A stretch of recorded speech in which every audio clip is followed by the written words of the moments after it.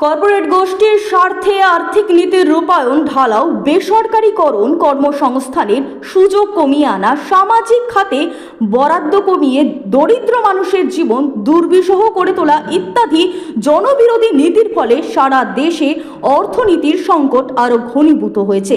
একই সঙ্গে বর্তমান রাজ্য সরকার গণতান্ত্রিক উপায়ে নির্বাচিত পরিচালন সমিতি গঠন না করে শাসক দলের প্রশাসক দিয়ে গ্রামীণ ও সমবায় ব্যাংকগুলি চালানোর চেষ্টা করছে বলে দুর্গাপুর সৃজনী প্রেক্ষাগৃহে ব্যাংক এমপ্লয় ফেডারেশনের 3 দিন ব্যাপী 16তম রাজ্যের রাজ্য সম্মেলনে ওই অভিযোগগুলি করা হয়েছে। যে সংগ্রামের মধ্যে দিয়ে আমরা এখনো ব্যাংক শিল্পটাকে বাঁচিয়ে রেখেছি, বেসরকারীকরণ এর হাত থেকে যে এখনো পর্যন্ত সরকারি ব্যবস্থাটাকে বাঁচানো আছে, এই উদ্দেশ্যেই আমরা আরও বেশিভাবে জনগণের কল্যাণে, জাতীয় স্বার্থে এবং শিল্পের স্বার্থে আমরা যাতে এই আন্দোলনটাকে আরও এগিয়ে নেওয়ার জন্য আজকে আমাদের এই কনফারেন্স চলছে। এই কনফারেন্স থেকে আরও আমাদের সমস্ত রাজ্যের একটা কমিটি নির্বাচিত হবে আগামীকাল। সেই কমিটিও আগামী দিনের রূপরেখা তৈরি করবে এবং যেভাবে রূপরেখা তৈরি হবে, যেভাবে আগামী বিগত দিনগুলো আমরা সংগ্রামকে নেতৃত্ব দিয়ে এসেছি, আগামী দিনেও আমরা সেইভাবে নেতৃত্ব দিতে চাই। কেন্দ্রীয় সরকারের শ্রমিক স্বার্থ বিরোধী শ্রম কোড আইন প্রত্যাহারের সপ্তাহে 5 দিনের কাজের দাবি সহ একগুচ্ছ দাবিতে আগামী 27শে ফেব্রুয়ারি ব্যাংক, ধর্মঘট ও সিটুর ডাকে আগামী 12ই ফেব্রুয়ারি তাদের সব শাখা সংগঠন প্রতিবাদে সামিল হবে বলে সাংবাদিক বৈঠক দাবি করেছেন ব্যাংক এমপ্লয়িজ ফেডারেশনের নেতৃত্ববৃন্দ।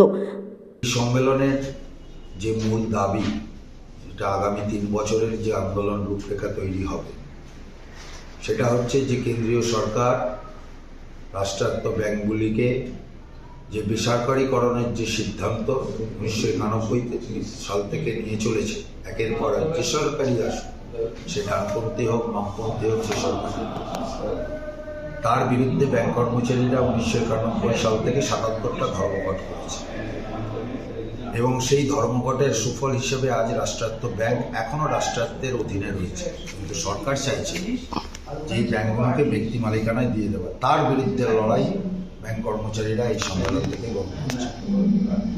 2 নম্বর হচ্ছে, আপনারা জানেন যে রাষ্ট্রায়ত্ত টোটাল ভারতবর্ষের banking sector, including private sector bank, 50 লক্ষ ব্যাংক কর্মচারী এখন আছে।